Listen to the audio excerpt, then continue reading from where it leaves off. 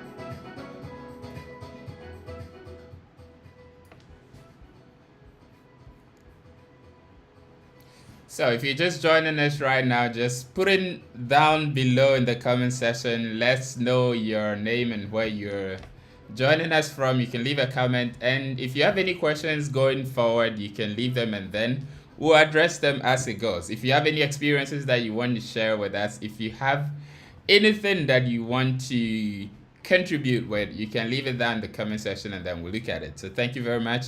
We're going to get right into it. We're going to talk about class control. And let's see. What exactly is class control? Because I think that's the appropriate place to start the whole thing.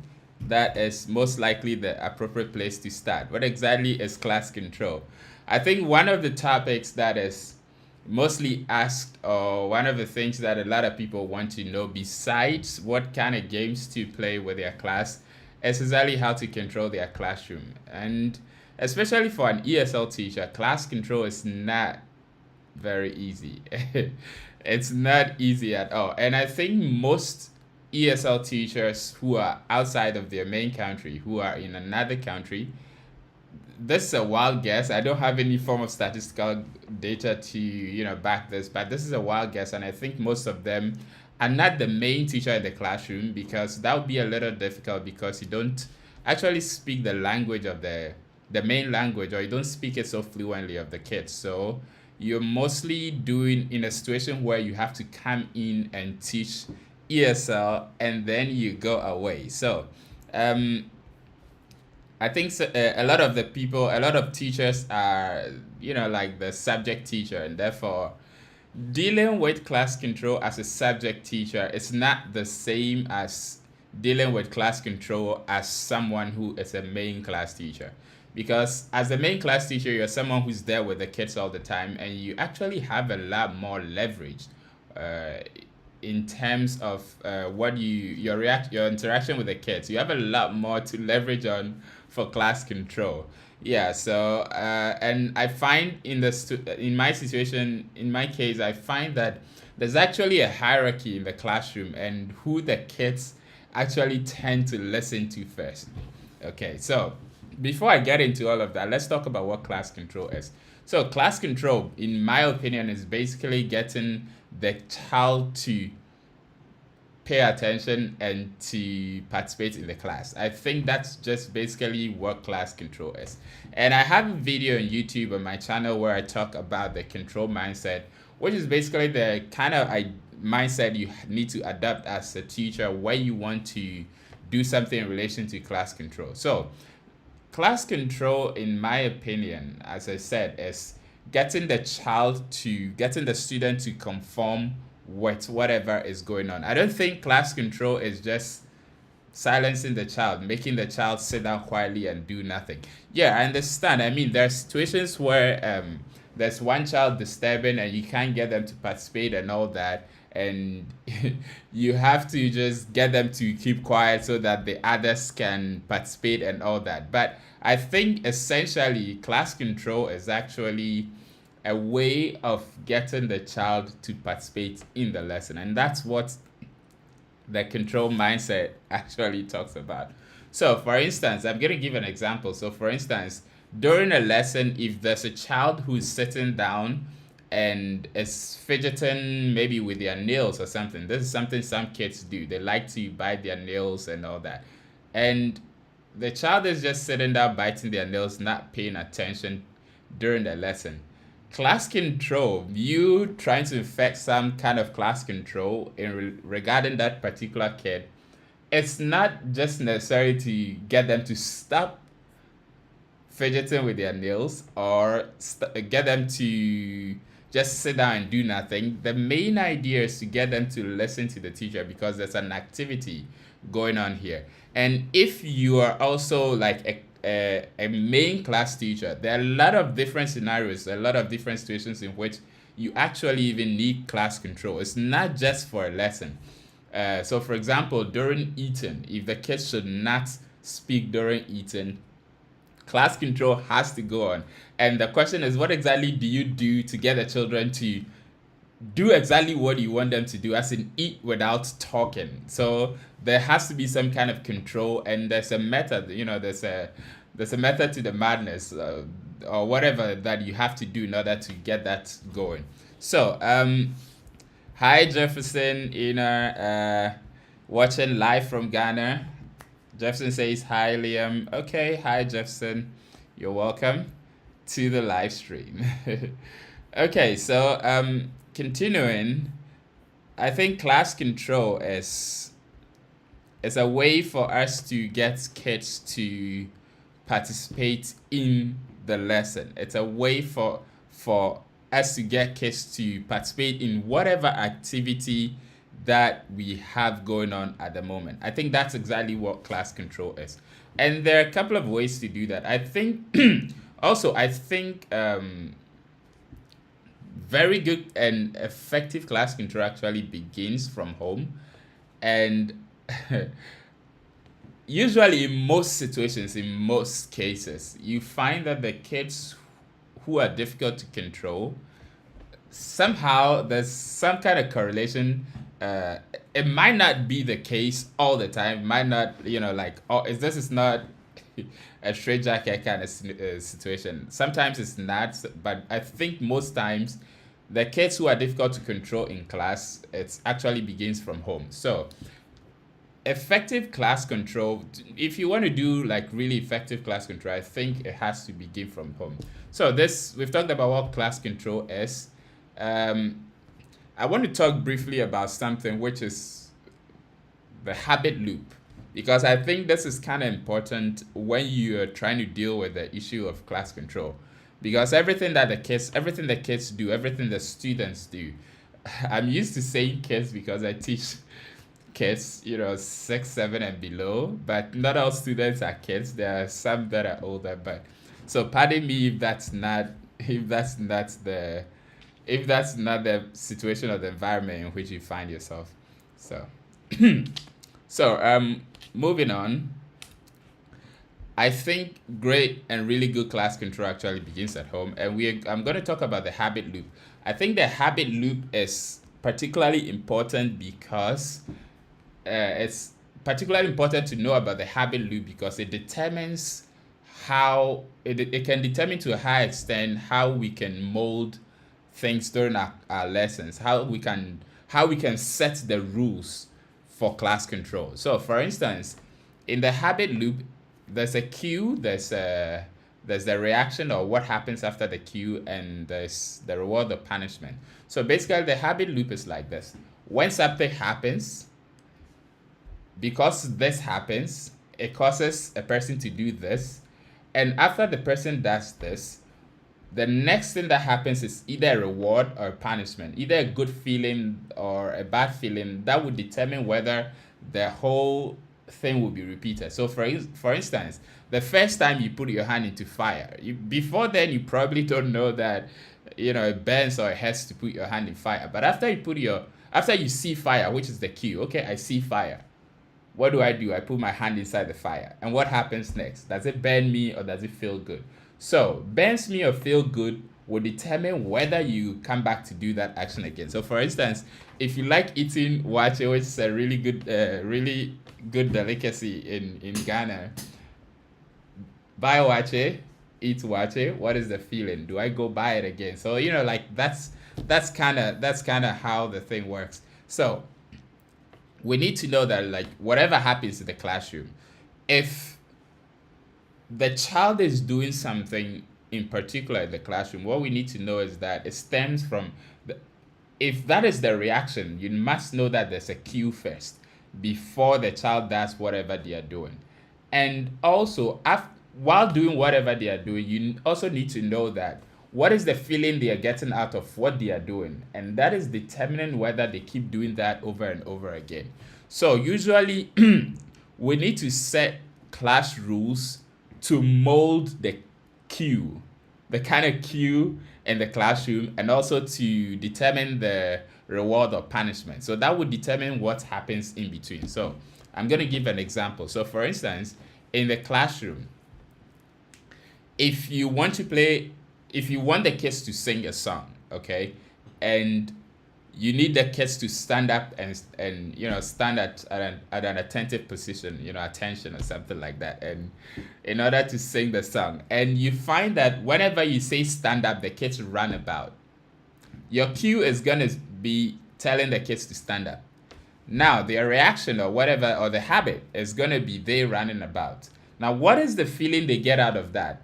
Well, it's a good feeling for kids to run about. So either you are going to set a rule to determine what happens, to determine, for example, before you say stand up, you're going to say, okay, no running. So you have kind of modified the cue here. Or when they stand up and they run, you're going to have to punish someone or do something for them to get a bad feeling out of it. And that is going to determine whether when teacher says stand up, they're going to run or not. And I think preferably the part that you should try to affect is the cue. That is where rules should actually deal with. So very good class control actually would start with you determining, you actually having a good effect on the cue. So for example, when there's no teacher in the classroom, that's one cue. What are kids going to do when there's no teacher in the classroom? And what feeling are they going to get out of that? And kids will easily forget they'll forget both ends. If you give a cue, they can forget. If you do punishment or what, they can also forget. So you have to reinforce this over and over. So the best thing you're going to say, okay, teacher is stepping up for a bit. No talking. If one kid talks, what do? No reward for you. No stickers for you. So, the cue and the rewards and punishment is something that you have to, try and deal with if you want to effect good class control. So, moving on to the next thing, I'm going to talk about 10 control methods that I usually use. I actually regulate this, and I find I regulate these, and I find these to be really effective in my situation. They work really, really well for me. So I'm going to talk about these 10 effective control mechanisms that I actually use in my classroom. And I have a video on this, but I'm going to talk a little more around each and every one of them. And I think the best form of class control, in my opinion, is actually making the class interesting. That, in my opinion, is the best form of class control. If you want class control to be really good, the best thing you can do is to make the lesson very interesting.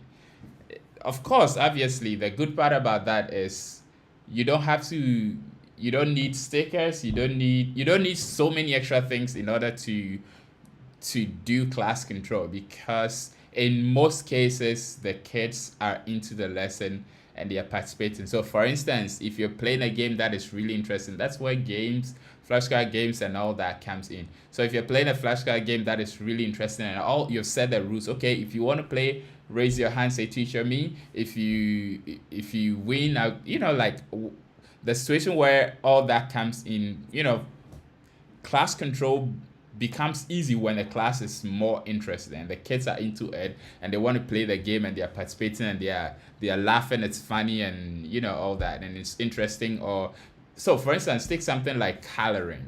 When you give kids a coloring worksheet to work on, just think about it. Think about how interesting it is for them and how exciting they find it.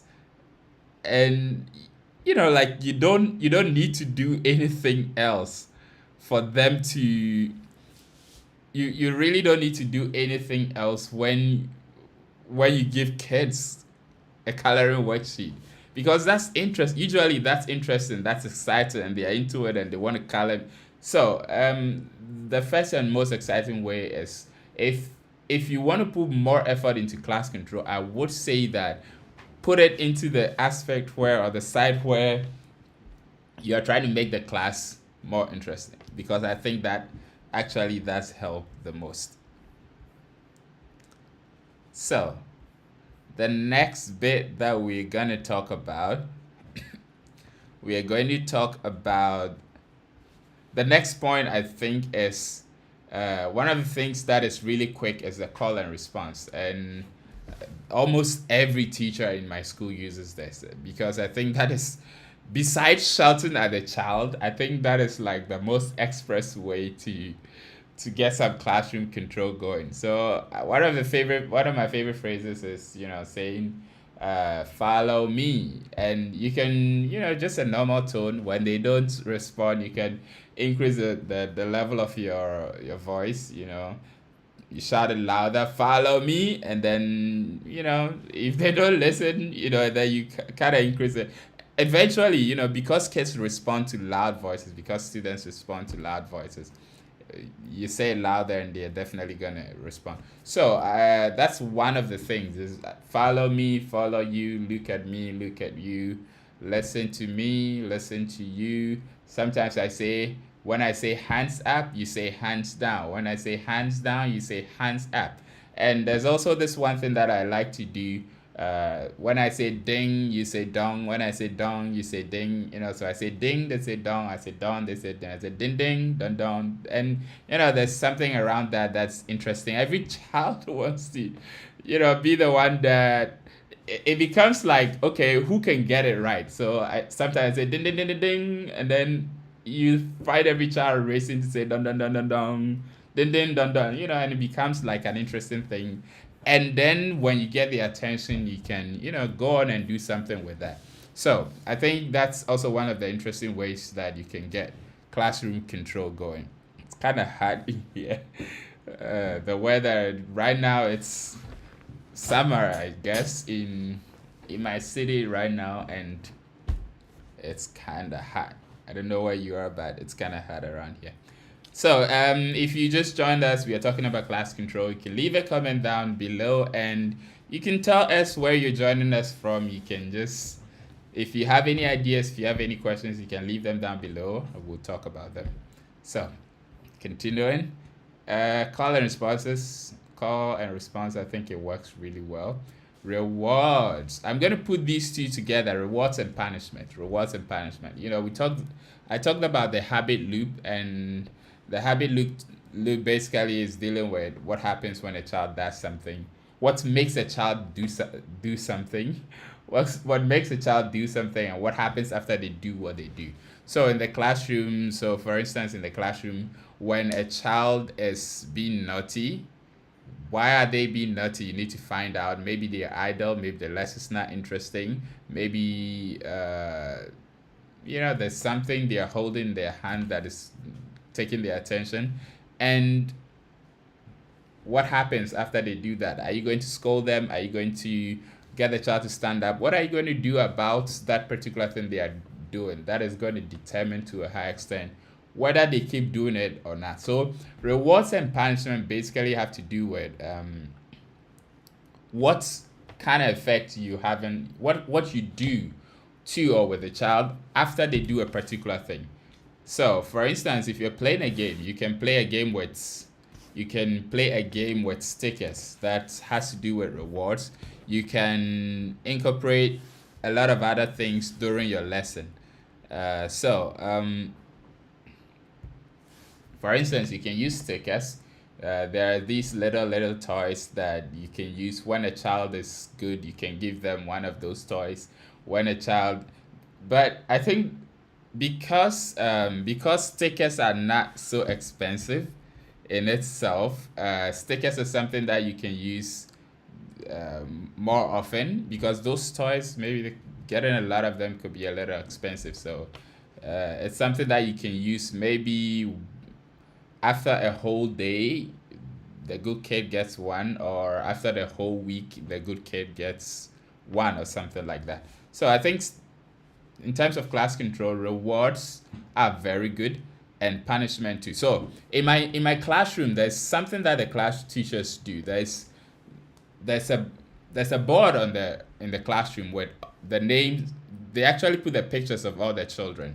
So they cut out small pieces of the children's pictures, photos, they laminate it, and then they put it on the wall. They line it up, and then we use stickers. They use stickers, the round stickers. So if the child is good in class, they let the child know, everyone knows, and then they'll take one sticker and put it beside the child's name. It's like getting a star or something like that. So if the child is good, they'll take one, and then they'll let the child know, okay, oh, very good, Biayan, very good. They put it beside your name. Oh, really good. They put it beside your name. And if the child does something that is maybe stubborn, or maybe the child says something inappropriate, or the child runs around, pushes someone, kicks someone, or anything like that, they take the child to the to the wall, and then they say, look, you're very bad today, I'm going to take away one of your stickers. And then they take the sticker away, and the child is sad and all that, and say, if you're good, I'll give it back to you, and all that. So I think that's also one one good way to do class control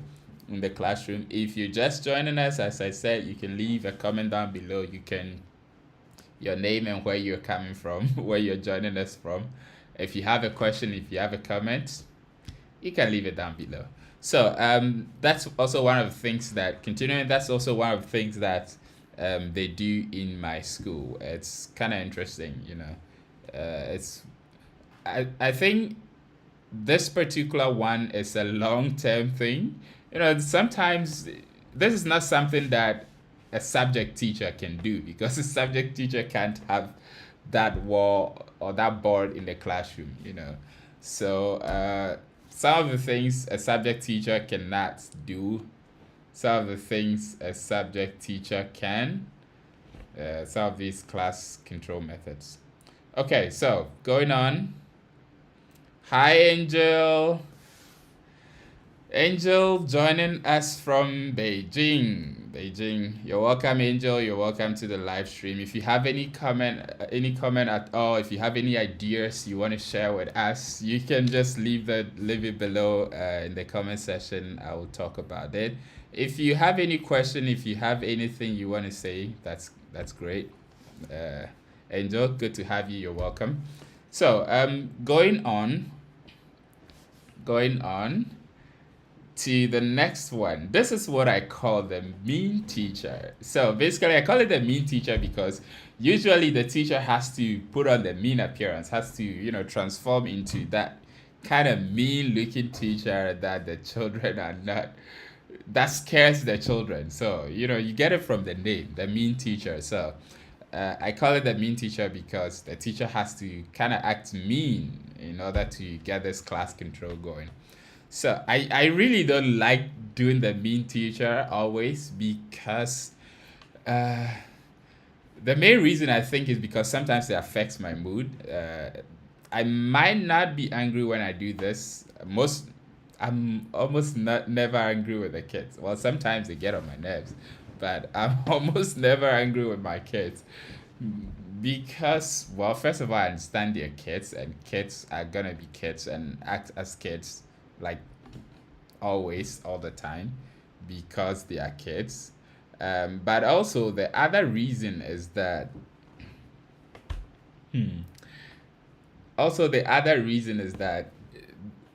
I see it as my fault if class control is not going well, and that I have to do something about it. So the mean teacher basically, the way I use the mean teacher is that what I do most of the time in relation to the mean teacher is just giving the kid like an angry look, because I can do that really quickly and then go back to having a happy face and teaching. And that also like kind of says a lot to the child. So for example, if John is right there and John is being stubborn, I'll just give John the stare, and John knows that, okay, well, Teacher William is in that mood, I shouldn't do what I'm doing. So yeah, I don't like to do the mean teacher often, but sometimes it helps. It helps sometimes to do the mean teacher.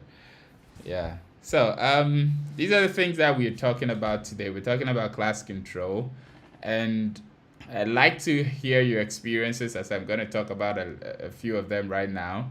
Let me hear what you think about class control. So there's one situation in which, like this kind of instance, this kind of experience actually changed my mind as to how I view and do class control in general.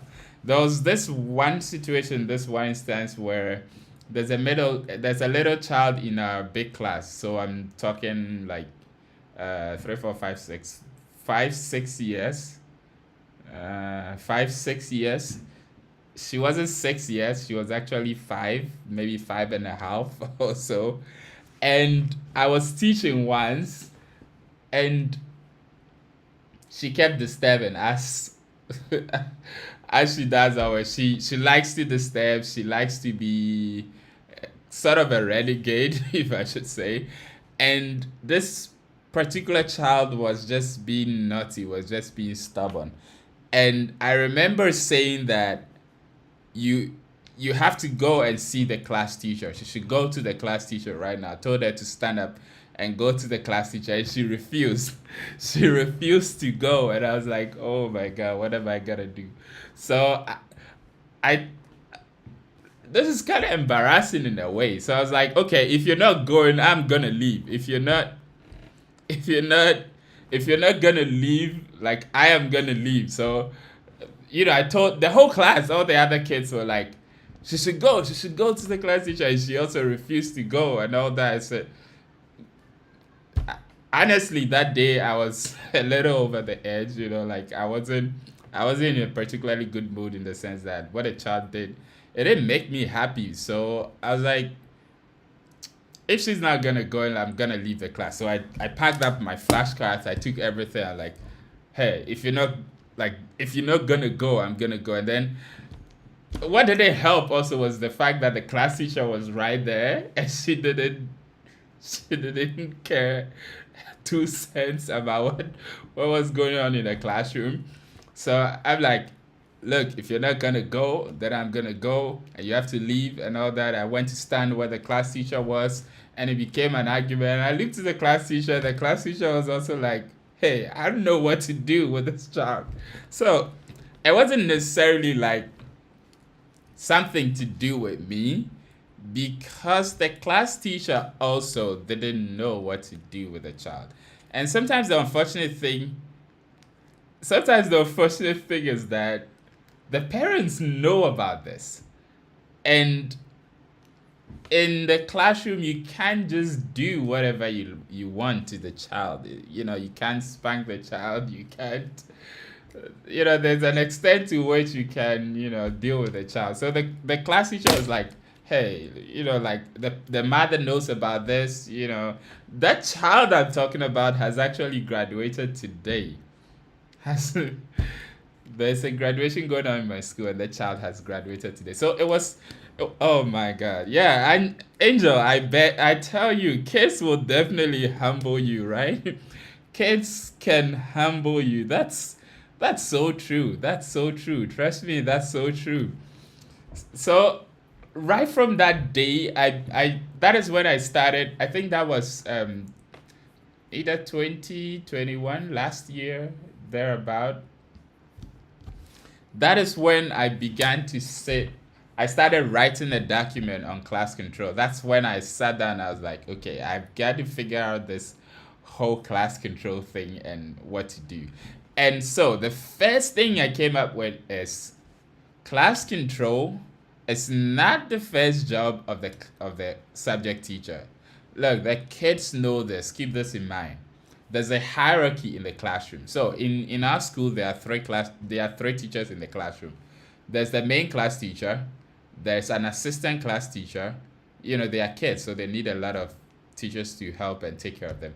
And there's one teacher who takes care of their feeding, cleaning up, and all that. The respect they give to the main class teacher is different from the respect they give to the assistant class teacher. And when it comes to the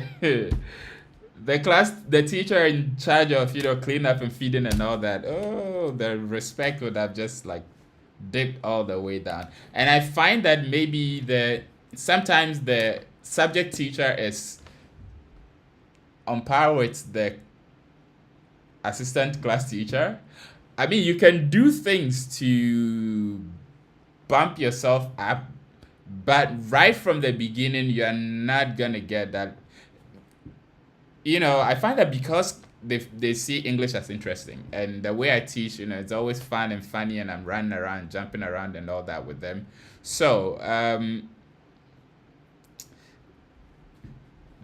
the level of respect they're gonna give the class teacher, when I say something, when I say, "Oh, sit down," because I have them running around, they still want to run around. So they're not gonna listen to me as opposed to when the class teacher just shouts, "Sit down," and that gets them to go and sit down. So the another instance happened with this same child that I'm talking about. My assistant ran into the same trouble with this same child. She was teaching and the child was disturbing the whole class. And again, the class teacher was there and didn't do anything. And my assistant was so angry. She was so pissed the whole day. And she was talking to me about it. And I said, I had to talk about this whole class control thing with her. So, but basically, kids have a way of just getting on your nerves. And sometimes in the classroom, you find that there are different levels of kids. There are different kinds. I don't know if it's appropriate to say kinds, but there are different kinds of kids in the sense that, there's this thing that we need to know. There's class demographics that I always use.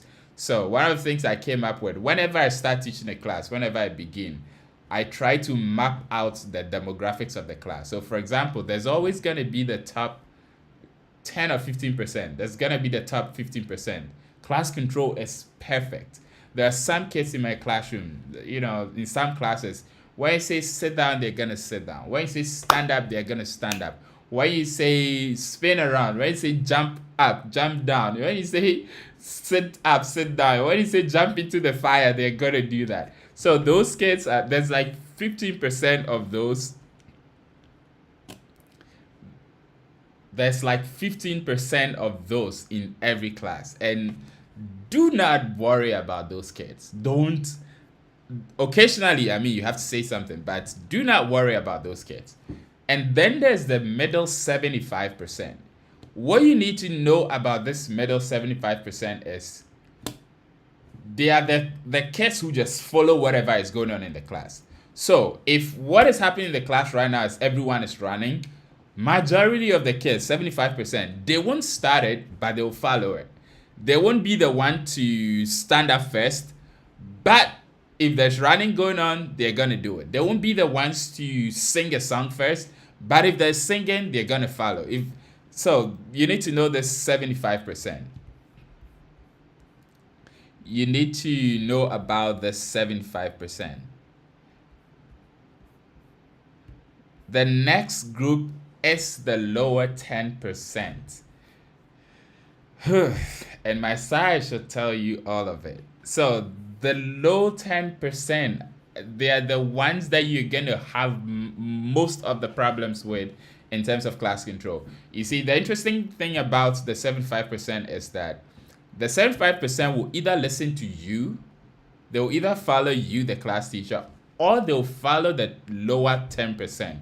So for instance, if one child in the lower 10% starts running about and you don't deal with it, the 75% are going to join him. If there's one child who is shouting or who says something, so sometimes in class, there's something that the kids do. So for example, when you begin the class, hello everyone, and every child is supposed to say, hello teacher William. And one of the 10% is going to say, hello teacher banana or something, or hello teacher pineapple. There's that. So if that child does that and you don't deal with it, you're going to find that all the other kids are going to start saying hello teacher banana or something like that. So the lower 10%, they are the kids that you need to worry about. They are in most cases, they are the kids that you have to craft some method. You have to find a way to deal with them. And So, for instance, in my school, there's one particular class. There's one 3 4 year olds, the little class. There's one particular child. There's one child who just there's one child who is just, it's so difficult to deal with that child. Well, not for me because I leave a lot of the class control, the starting point of class control to the class teacher. And this child will sometimes hit other kids.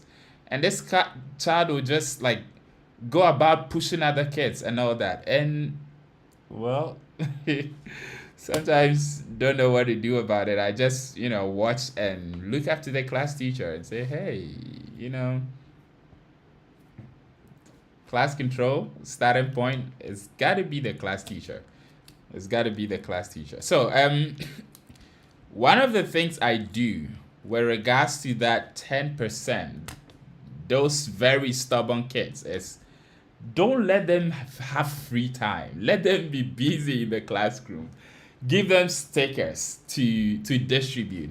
Give them the flashcard to walk around with. Let them stand in front of the class to, let them, just give them a job. Give them something to do, because usually those kids have a lot of energy, and when it goes unused, they use it for something. So Angel is saying that when a kid is out of control, and we know he is like that most of the time, the assistant takes the kid out or let the kid sit with a life skill teacher so not to disrupt the lesson. Well, Angel, I think this is a good idea.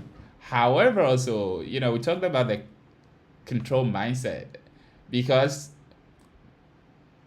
in this case, then class control is effective, but it's working against the child, because the whole idea, I think, of class control is to get the child to actually participate in the class. But I think it's also sometimes a right choice, because sometimes you cannot do anything about kids like that. And you would also realize that kids like that go through the entirety of the course not learning anything. So if you leave them, then it's going to be detrimental to all the other kids. So sometimes I think it's a good idea, especially when nothing else works. I think you can do that. So it's also a good idea. It's a good idea. Although it's a good idea, but I wouldn't do this often personally. You know, the teachers in my school actually do this sometimes. They'll take a child and take that child to maybe the next classroom. Let the child sit down in the next classroom, and that class's teacher would, like, deal with the child in some way, talk to the child. So I think that also works in its own way. That also works. So class control, oh my. If you're lucky to have just one of those, that's good. But in my school, one of the classes has about 3 or 4 of those. So you can imagine, like, a class with about 20 kids, and there's 4 really stubborn ones. These kids run about. These kids, if you want to sing a song, if you want to play a game, these kids will just snowball it into something else. So yeah. So I'm gonna talk about for classes that have a class TV. This is one of the things I also do in terms of class control. For classes that have a class TV, what I do is, there's a lot of videos and stuff on the classroom TVs, and I know the kids like to watch fun and interesting stuff. So what I do is, I'll just start a video, let it play. When I get their attention, and then they all want to keep watching, I just stop it. Like for 10 seconds or something, or 15 seconds, I'll stop it, and then I'll start teaching. When they are drifting away, I'll go and continue the video, and all that. Yeah, that kind of works sometime. So, the final thing I want to talk about, this is a really controversial point. If you're a teacher, you can do this, but trust me, don't do this often, because, well, it's gonna look bad on you. It's that do nothing. Sometimes do nothing. Trust me, sometimes you really should do nothing. Just don't pay attention to that one child. Let them run about. Let them, as long as they don't get hurt or anything, just leave that one child. If you're a subject teacher and there's one child and you can't deal with class control, just do nothing. Don't teach. Just sit in the classroom. Let the let the children play until something happens. Until there's a, tell the class teacher, just don't do anything. Just, you know, I came up with this do nothing kind of thing because, one, first of all, class control, I think, starts with the main class teacher. And the more the subject teacher tries to do this, tries to do the class control themselves, the more the class teacher will relinquish that responsibility onto the class teacher. So it's not that you should not help with class control, but we need to understand that when class control begins with a class teacher, it becomes easier for the subject teacher to make it, to do something with it. So if class control is at level 0, I'm also going to come down to level 0, do nothing level. And until the class teacher begins to do something about it, then I'm really not going to be in the situation to do anything. So that's the do nothing. Sometimes just don't do anything. Don't teach, because you literally cannot teach. It's not intentional. It's not like you can teach and you don't want to teach. So that also happens sometimes. Yeah. So the stream we're gonna round up very soon. So those who have been with us, thank you very much. Lucy Dunfer, Lucy, thank you for joining us once again. Lucy's in Thailand and she's saying, thanks for sharing your experiences with us. Lucy, thank you for joining us again. If there's any particular topics, if there's anything that you want us to talk about in the future, I'm actually going to change the live stream days to Sundays. I think that would be a better day. The time will be more appropriate for a lot of other people to join in. So I'm going to change it to Sundays. either starting from this Sunday or maybe next week. So if there's any topics, if there's any particular things that you want us to talk about, you think anything that you want us to share experiences on, to touch on, that would be great. You can just leave it a comment below. You can join my Instagram. You can follow me on YouTube.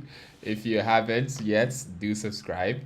I'm gonna round up very soon. If you have anything, any question, you can ask right now. Thank you very much, Angel, for being with us, for joining, for contributing. Thank you. It's been a delight to have you. Thank you. So we're going to end very soon. So for those who have been with us, thank you very much.